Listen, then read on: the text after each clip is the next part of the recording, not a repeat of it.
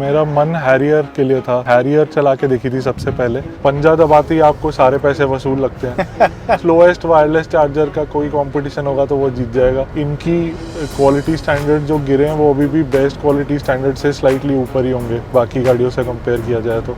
जैसा आपने बोला, आज भी अगर वो गाड़ी में आपके साइड में चलती गाड़ी खड़ी कर दूंगा, आपको पता नहीं लगेगा साइड में चलती गाड़ी खड़ी है, इतनी नॉइजलेस है। आपको ये बोलते हैं कि 15,000 किलोमीटर पे ही आपको सर्विस सेंटर आना है। ये 7,500 10,000 पे हमें आपकी शक्ल नहीं देखनी, आपको हमारी शक्ल नहीं देखनी। तो ज़्यादा पैसे खर्च करने का मतलब क्या है? X1 से अच्छा स्पेस मिल रहा होगा आपको सिटिंग। नमस्कार दोस्तों, एक बार फिर से आप लोगों का स्वागत है। आप लोग पूछते हैं ना, क्रेटा N लाइन और सेल्टोस X लाइन का ट्रू कॉम्पिटिटर कौन है? अभी हाल फिलहाल में VW ने स्पोर्ट्स एडिशन दिया है टाइगून का, और हमारे प्रतीक जी इस गाड़ी को लेकर आए हैं। आपका बहुत बहुत स्वागत है सर चैनल के अंदर। Thank you and congratulation for your new car. Thank you. और काफ़ी ज़बरदस्त दिख रही है, क्योंकि कुछ एलिमेंट्स इसमें ऐसे डाले गए हैं जिससे कि ये दूर से ही समझ में आ जाती है। ऑल ब्लैक इस गाड़ी को कर दिया गया है, जैसे कि अलॉय व्हील्स का डिज़ाइन भी चेंज है। रेड कैलिपर वगैरह आपको देखने को मिलेंगे, और क्रोम आपको नहीं देखने को मिलेगा पहले के कंपैरिजन में। जैसे कि क्रोम मिलता है लेकिन आपको VW की बैजिंग में मिलता है। आपने सेगमेंट में बाकी गाड़ियां चलाकर देखी या फिर कुछ और आपकी तलाश थी? पहले मेरा बजट था 30-35 लाख का, और मेरा मन हैरियर के लिए था। अच्छा। मैंने हैरियर चला के देखी थी सबसे पहले, और जैसे ही मैं उसमें बैठा चला के देखी, ऑटोमेटिक मेरा एक रिक्वायरमेंट था। वाइफ मेरी मैनुअल प्रेफर नहीं करती। अच्छा। और हमें ये गाड़ी बेसिकली बैंगलोर लेके जानी थी। ओके। हम वहीं पे बेस्ड हैं, बट अभी बैंगलोर में जितना रजिस्ट्रेशन है उसके लिए आप कहीं से भी ले लीजिए बैंगलोर को छोड़ के। ये रिक्वायरमेंट्स के साथ जब हैरियर चलाई तो उसके अंदर मुझे थोड़ा विजिबिलिटी का इशू लगा। अंदर बैठ के मेरी हाइट पे ऐसा लग रहा था कि बहुत कम दिख रहा है, ऑल्दो बहुत सेंसर्स कैमरास वगैरह हैं, लेकिन वो एक इशू लगा मेरे को। उसके बाद मैंने जीप कंपास ट्राई की, सेल्टोस ट्राई की। क्रेटा मेरा मन नहीं था, हर दूसरी गाड़ी क्रेटा देख के परेशान हो गया था मैं रोड ये भी पे। है एक बात। पहले हुंडई के साथ ये एक्सपीरियंस है कि एवरेज अच्छा देगी, फीचर बहुत देगी, पर गाड़ी चलाने में इतना मज़ा नहीं आएगा आपको। आपने टेस्ट ड्राइव नहीं ली? मैंने टेस्ट ड्राइव नहीं ली। मेरे फ्रेंड्स के पास है तो वो वहाँ पे चलाई हुई थी, तो थोड़ा सा आइडिया था। ग्रैंड विटारा का एक जो हाइब्रिड, फुल हाइब्रिड आता है 22 लाख के आसपास का, वो एक मैंने देखा था। उस मेरे पास ऑलरेडी होंडा CVT है, होंडा सिटी CVT, तो उसमें एक रबर बैंड इफेक्ट आता है, वही सेम मुझे ग्रैंड विटारा में भी देखने को मिला। जीप कंपास जब मैंने चलाई थी तो मैं जब बैठ रहा था, उनके साइड पैनल में काफ़ी ऊपर तक प्लास्टिक आता है, तो वहाँ मेरा पैर फंस रहा था। अच्छा। तो वो चलाते हुए थोड़ा सा अनकंफर्टेबल फील हो रहा था मेरे को। सेल्टोस में थोड़ी सीटिंग लो लगी मेरे को हाइट में। एलिवेट में भी मैंने चला के देखी तो सिमिलर सा इशू था, ऑल्दो उसका ग्राउंड क्लियरेंस ज़्यादा है, पर सीटिंग नीचे की तरफ है। फिर मैंने दोनों टिगवान और टाइगून चला के देखी, और बस फिर मतलब एक बार के लिए लगा कि ये तो कुछ रॉकेट अलग ही चल रहा है। ना, फिर आपने टिगवान की छोड़ दी? पहले मैंने टिगवान चला के देखी थी। बेसिकली अगर टिगवान में ये फीचर होते तो मैं साथ की साथ गाड़ी ले आता। अच्छा। वहाँ पे प्रॉब्लम ये थी कि वो जर्मनी से बन के आती है पूरी गाड़ी। वो 2023 के ही मेड मॉडल्स अभी भी बेच रहे हैं, और वो गाड़ी तकरीबन 5-6 साल पहले डिज़ाइन हुई थी। तो उसके जो फीचर्स हैं, फॉर एग्जांपल वो जर्मनी में कूलिंग की ज़रूरत नहीं है, तो सीट सिर्फ हीटेड आती हैं, स्टीयरिंग व्हील सिर्फ हीटेड आता है। राइट। उसका इंफोटेनमेंट अभी भी वो पुराने ज़माने वाला इंफोटेनमेंट लगा रखा है उन्होंने। Wired Android auto, Apple CarPlay है। तो मुझे लगा 2024 में अगर आप 30-35 लाख खर्च रहे हैं और फिर इतना पीछे के फीचर्स मिल रहे हैं, तो थोड़ा सा डिस्कनेक्ट है। मैंने ये भी देखा था कि उन्होंने बाहर ऑलरेडी टिगवान का फेसलिफ्ट लॉन्च कर दिया ऑटो शोज वगैरह में, जो बहुत अच्छा है। उसमें सारे ये प्रॉब्लम सॉल्व कर दिए हैं, लेकिन ऑब्वियसली उनको ये नहीं पता था इंडिया में कब लॉन्च होगा। तो एक ये भी था कि अभी ले ली और 6 महीने बाद फिर दूसरों को देखा कि ये तो नई टिगवान लेके घूम रहे हैं, तो वो भी फीलिंग नहीं आनी चाहिए। फिर मैंने ये वाली चलाई 1.5 टर्बो, तो मुझे लगा कि पावर टू वेट रेशियो इसका बेटर है। वो शायद 500-600 किलो ज़्यादा है, लेकिन 40 न्यूटन मीटर का ही टॉर्क ज़्यादा देती है। तो कंपैरेटिवली इसका वेट कम है, और power to weight ratio equivalent लगी मेरे को, स्लाइटली बेटर लगी। प्लस ये कलर मुझे बहुत पसंद आया, ये वहीं खड़ा हुआ था शोरूम में। तो देखते ही इसको बहुत अच्छा लग रहा था। आपके कहने का मतलब है कम पैसों में आपको वैल्यू ज्यादा मिल रही थी, इसलिए आपने टिगवान छोड़ के टाइगून ले ली। करेक्ट। टाइगून में ये ब्लैक एडिशन यानी कि जो GT स्पोर्ट्स प्लस एडिशन है ना, हाँ जी, ये ही क्यों चूज करा? क्योंकि ये शायद 60-70 हज़ार रुपये प्लस में रहता हाँ है जी, बाकी ज़्यादा रहता है। कंपैरिजन में। तो वहाँ पे मैं 3 साल लंदन में था इससे पहले, तो वहाँ पे आप गाड़ी लेके लॉन्ग टूर्स पे निकल जाते हो, बड़ा कॉमन कल्चर है। तो जो GT की बैजिंग है बेसिकली वो उसी को रिप्रेजेंट करती है। हाँ। तो जब आप VW के शोरूम में भी जाओगे, उन्होंने लिखा होता है कि ये गाड़ी हमने 24 घंटे चला के देखी है और इसकी एवरेज तकरीबन 28 आती है, 2 सिलेंडर टेक्नोलॉजी में, ट्राइड एंड टेस्टेड कार है।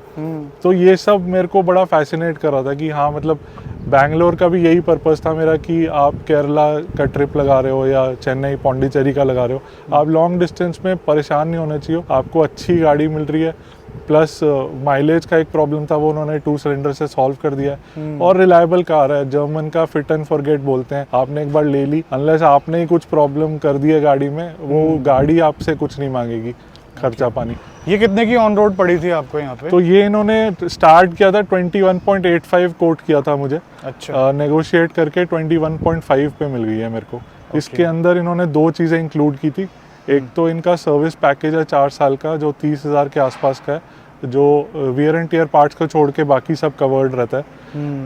एक जो 6 से 7 इनके जो एक्सेसरीज रहते हैं, मड फ्लैप, फुट मैट, पीछे एक नेट रहता है, गार्बेज बैग, फ़ोन का चार्जर, वो सब ये लगा के देते हैं। तो ये सब मिला के 21.5 मिली मेरे को। बाकी अंदर से बहुत सारे अपडेट हैं इसमें, जैसे कि इसमें एम्पलीफायर प्लस सबवूफर इसमें मिल जाता है, और दोनों आगे की सीटें पावर ऑपरेटेड है, दोनों में आपको जो है पावर बटन मिलेंगे, इधर आप देख सकते हैं। पैसेंजर साइड में भी ऑल ब्लैक इंटीरियर है, रेड कलर के इंसर्ट दे रखे हैं, आपकी सीटों की स्टिचिंग में दे रखे हैं, और आप स्टीयरिंग व्हील पर देख सकते हैं। तो बाकी आइए इसको चलाते हुए बात करते हैं, इसको फील करके देखते हैं। अभी हाल फिलहाल हमने N-Line चलाई थी काफ़ी लंबी, अब ये क्या फील करवाती है वो जानने की कोशिश करते हैं। अच्छा, एक और चीज़ अभी आप मुझे बताइए कि अभी गर्मी पड़ रही है भयानक। हाँ जी। कहते हैं VW स्कोडा का जो AC है उतनी जल्दी कूलिंग नहीं करता गाड़ी के अंदर, गर्मी तो इस साल बड़ी तगड़ी पड़ रही है।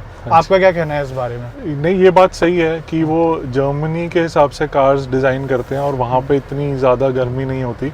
और कहीं ना कहीं मैंने पढ़ा था कि अगर आप बाहर से इस गाड़ी का सिस्टम चेक कराएंगे तो कहीं ना कहीं AC थ्रॉटल्ड होता है, और वो ऑप्शन दिया जाता है कि आप कोडिंग के थ्रू उसको थोड़ा सा इम्प्रूव करा पाएँ। ऑब्वियसली उससे आपकी एवरेज पे थोड़ा सा असर आता है, स्पेशली शॉर्ट ट्रिप्स पे जहाँ पे ज़्यादा आपने गाड़ी नहीं चलाई तो आपको एवरेज पे असर दिखेगा। इंडिया बेसिकली जहाँ पे हर कोई यही पूछता है कि कितना देती है, तो जर्मन्स को भी लगा होगा कि AC थोड़ा कम ही कर दो, एवरेज ठीक रहनी चाहिए। लेकिन मुझे पर्सनली विद वेंटिलेटेड सीट्स, और अभी भी आप देखेंगे 25 पे है हमारा AC, लेकिन मेरे को अभी तक पर्सनली ऐसा कुछ नहीं लगा, AC सफिशिएंट लगा। बट गाड़ी के अंदर ना थोड़ा बहुत फ़र्क उससे भी पड़ जाता है, इंटीरियर जब ब्लैक हो जाता है ना तो उसका समझ में आता है ऐसी गर्मियों में, मैं सही बता रहा हूँ। बाकी इंजन की परफॉर्मेंस वगैरह, गियर बॉक्स की जो शिफ्टिंग क्वालिटी वगैरह, उस पर तो कोई शिकायत नहीं है। ठीक, इसमें कुछ करने की ज़रूरत भी नहीं थी, ये पहले से 1 टू ड्राइव थी गाड़ी। हाँ जी। इन्होंने जो ये एडिशन निकाल के ये जो एलिमेंट दिए हैं, थोड़ा सा यूनिक दिखने वाली गाड़ी बनाई है, तो उस वजह से काफ़ी अच्छा रोड प्रेजेंस निकल के आ रहा है। आप भी देख पा रहे होंगे वीडियोस में। आपने अभी तक ज़्यादा तो चलाया नहीं है क्योंकि 2-3 दिन ही हो रहे हैं गाड़ी को लिए हुए। अभी तक कैसा फील कर रहे हैं, जितने पैसे आपने लगाए हैं, क्या वो वर्थ है? आई थिंक जैसे ही आप कार में बैठते हो, पहले आप जैसे इसकी सीट्स हैं, मैं जब इससे पहले लंदन में था तो अगर आप बड़ी गाड़ियों में बैठते हो, आप जैगुआर में बैठते हो, आप ऑडी में बैठते हो, आपको वैसी सीट क्वालिटी वही की फील आती है। स्पेशली जब आप कंपेयर करो इंडियन मेकर से, जहाँ पे अभी भी उस बजट में आप सीट कवर्स लगाना प्रेफर करोगे क्योंकि सीट क्वालिटी उतनी अच्छी नहीं होती। पंजा दबाते ही आपको सारे पैसे वसूल लगते हैं। जहाँ जहाँ थोड़ी प्रॉब्लम्स हैं वो ये है कि एक इसका जो वायरलेस चार्जर है वो ना ही देते तो ही अच्छा था। वो मतलब वो स्लोएस्ट वायरलेस चार्जर का कोई कंपटीशन होगा तो वो जीत जाएगा। अच्छा। वो गर्म पहले कर देता है फ़ोन को, चार्जिंग तो शायद बाद में होती है। उसके अलावा आई थिंक इसमें पीछे का रिवर्स कैमरा आपको नोकिया के फ़ोन्स की याद दिला देता है। VGA camera. हाँ, बिल्कुल VGA कैमरा वाली याद आती है आपको।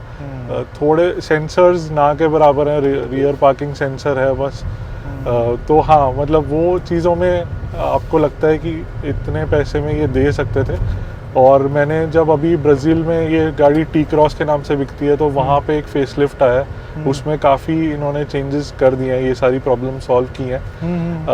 लेकिन हाँ, इंडिया का अभी भी डीलर्स कह रहे हैं हमें कुछ नहीं पता, 2025 में आएगी, 26 में आएगी। ओवरऑल मैं काफ़ी सेटिस्फाइड हूँ। मुझे लगता है कि बेसिक काम होता है कार का, उसकी ड्राइविंग कैपेबिलिटी, मैनूवरेबिलिटी, वो कहीं ना कहीं मुझे और किसी गाड़ी में नहीं मिली जैसी इसमें मिली।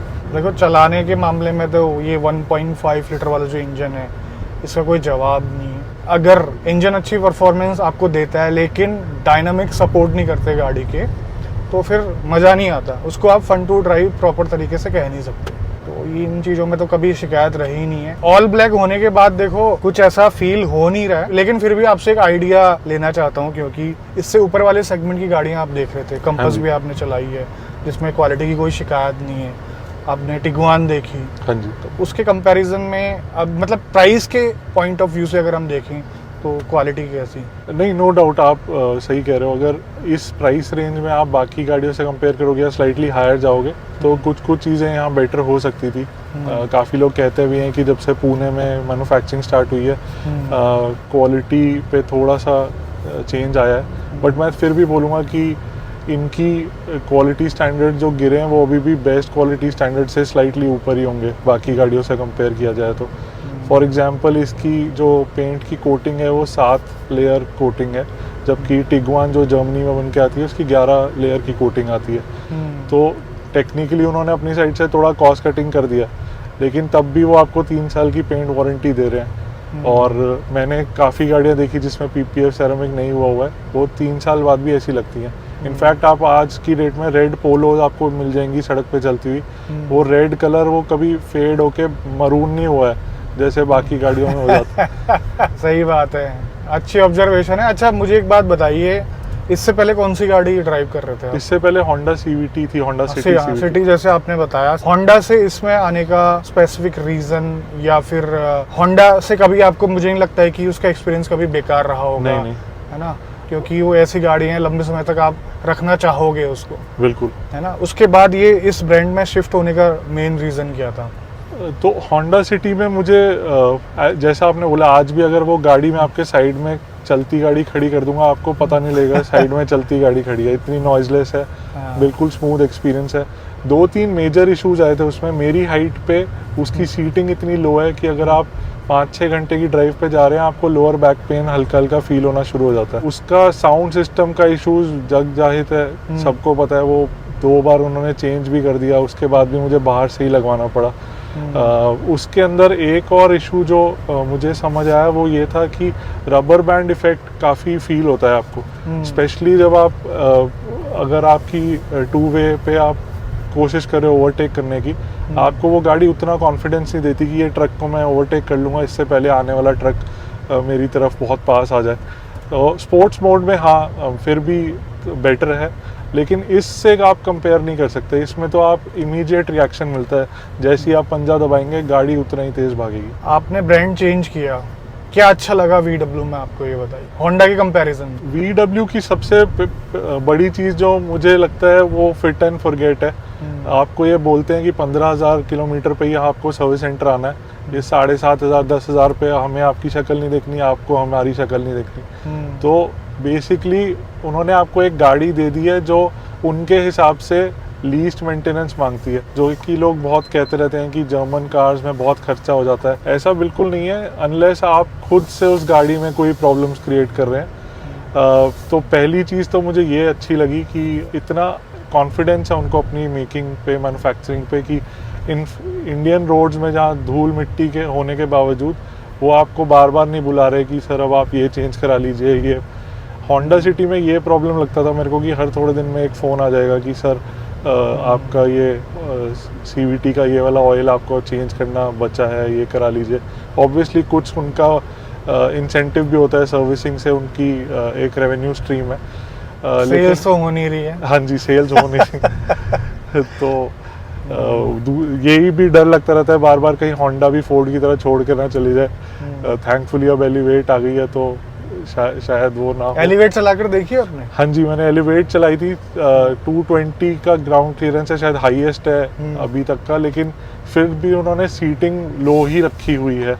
और मतलब वही सेम रबर बैंड इफेक्ट वाला इशू उसमें भी आ रहा था। बाकी नो डाउट बहुत ही अच्छा लग रहा है इस गाड़ी को चलाने में, काफ़ी अच्छा फील आ रहा है। चलाने के मामले में किसी भी चीज़ में कमी नहीं निकल कर आ रही है, स्मूथ है। डीएसजी बड़ा स्मार्ट है, तुरंत अप शिफ्ट कर देता है, इंजन का लोड कम हो जाता है, और उसके बाद अगर आपको पावर चाहिए आपने टैप करना है और तुरंत डाउन शिफ्ट, और उसके बाद जो पुश बैक है ये सब चीज़ें आपको पता ही है पहले से।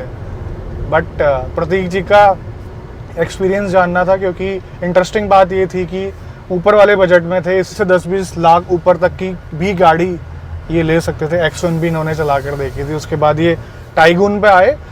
अब देखो यार, कम पैसों में सारी चीज़ें मिल रही है, तो ज़्यादा पैसे खर्च करने का मतलब क्या है।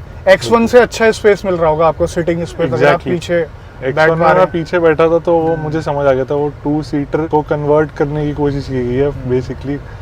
एटलीस्ट लंबे लोग वहाँ नहीं बैठ सकते। उसके अंदर जो वेंटिलेशन था वो ऑप्शन नहीं था, बल्कि उन्होंने बोला सीट मसाज है। तो मैंने कहा इससे तो नींद ही आ जाएगी आपको चलाते चलाते। वही बात है, आप उस सेम बजट में 4 स्टार में पेंट हाउस ले सकते हो या 5 स्टार में बेसिक रूम ले सकते हो, तो आपकी चॉइस है। बिल्कुल, और ऊपर से सर्विस कॉस्ट जो है आपका इंक्रीज ही होता। हाँ जी बिल्कुल, वहाँ पे और साल में जो इंश्योरेंस का खर्चा है वो उस गाड़ी का ज़्यादा ही रहता। पार्ट रिप्लेसमेंट में अच्छा खासा अमाउंट आपकी जेब से जाता। करेक्ट, तो यही बात है, समझदारी दिखाई इन्होंने, और काफ़ी अच्छी जो है दिखने वाली गाड़ी भी ली है, और साथ के साथ इनकी जो प्रेफरेंस थी परफॉर्मेंस वो इस गाड़ी में मिल गई है। तो आज की वीडियो में बस इतना ही, मिलते हैं बहुत जल्द आपसे एक नई वीडियो में। तब तक के लिए बाय बाय, ख्याल रखिए अपना, भारत माता की जय, और thank you so much again आने के लिए। Thank you.